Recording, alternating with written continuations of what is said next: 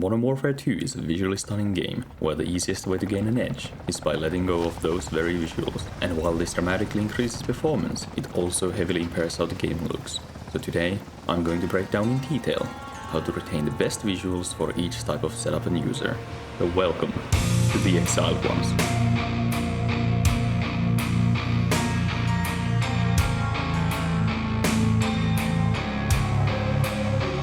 To start off, ensure your display is properly set up, both in and out of the game.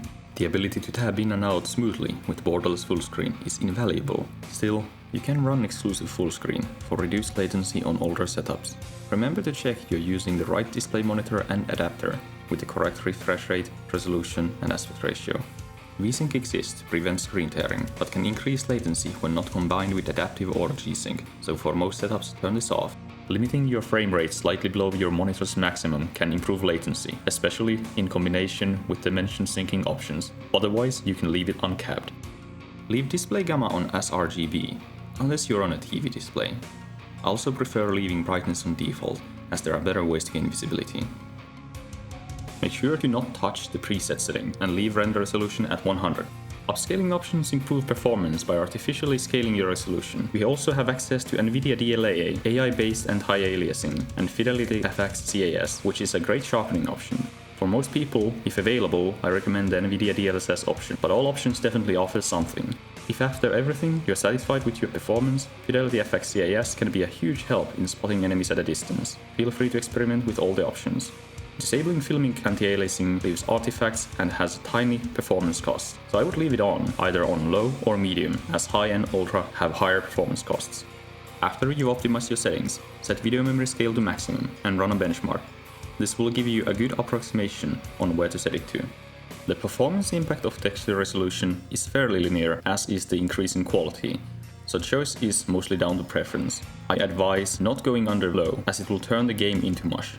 As usual, anisotropic filtering has no real performance impact and works as advertised, so I'd leave it on high. Level of detail increases the complexity of details in geometry with a modest cost. You will not notice this during action, but it's sometimes nice to have. Plotter draw distance showed almost no noticeable effect of any sort, and I found multiple objects to not be affected by the setting.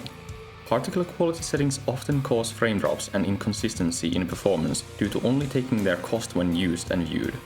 Still, setting particle quality to high improves clarity and quality, be it at a noticeable cost. Particle quality level is the opposite in terms of visibility, with the high setting causing the particle effects to spew out with greater strength, obscuring vision. Additionally, going above very low immediately hurts performance, so leave it as such. Both bullet impacts and persistent damage layers have no measurable effect and do what you'd expect, so they're entirely optional. Shader quality greatly improves the visuals of environments, with the low setting even removing a lot of light and surface treatment.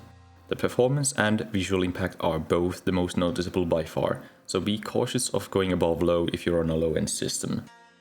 The impact of tessellation is far smaller than the already small visual effect, but it might not be for everyone. Texture streaming can cause internet and performance issues for some, but leaving it off can make some content look noticeably worse, so it's worth trying out. There are additional settings available for those with more specific needs. If you play large-scale maps or Warzone and have performance issues, set streaming quality to low, otherwise I'd leave it on normal. Setting volumetric lighting to medium has a noticeable performance impact, and a lot more on high. The visual effect varies, but for most people I'd leave this on low. While enabled deferred physics look nice, they cause a notable dip in performance, double that on high, so leave it off. Wavedness was introduced in Season 3, and while the effect is minor, the impact is much less. If you are running shaders on low, turn this off, as it won't work anyways, at least in my experience, otherwise you can leave this on. Water caustics is similar in notability of the effect, and looks nice, but has an increased hit to your frame, so I'd leave it off. The performance impact of shadow resolution is less than you'd expect, until reaching the extra and ultra settings, leaving it mostly up to taste. Bear in mind, the results are fairly tied to the combination of the spot shadows setting. Screen space shadows have no noticeable performance cost, but look awful when disabled. Going high doesn't really make a difference, so I'd leave it on low. Spot Shadows tries to blend shadow resolution, and with varying success, but for a lot of things such as weapons, it really makes a difference, so I use it on medium. Particle lighting really didn't measure a difference, and it's not that big of a deal, so it's mostly up to preference and if it has an impact for you. Unlike dynamic ambient occlusion, which had minimal impact, static has a less negligible one, but still noticeably enhances your visuals. The choice is down to whether you care about greater shadow depth or not. If you do, use both on either low or normal. Enabling screen space reflections has a small impact, but more than double that on high, but it does notably increase the quality of a lot of weapons, so I would leave it on. Static reflection quality really didn't seem to make a difference whatsoever, even in combination with shaders. I would leave it on low. Weather grid volumes were hard to test and measure and to demonstrate. I did find it has an impact on shipment. It wasn't large. For most you can leave this low or off if you don't care. NVIDIA Reflex Low Latency is a good way to improve your system latency, so for most people leave it on or on plus boost if you're CPU bound. However, do experiment as the results can vary. Depth of field can really help you stay on target as it blurs your weapon and the surrounding size for more precise tracking of the target. This effect is slightly enhanced for recoil by having weapon motion blur on, but the performance impact really isn't worth it in my opinion. Warp motion blur makes spotting enemies while moving much more difficult and costs performance. I would not use it.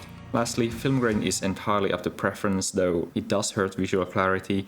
I don't really think it's for most people. And with that, we are done. Remember to run a benchmark to find your correct video memory scale and find your preferred upscaling method.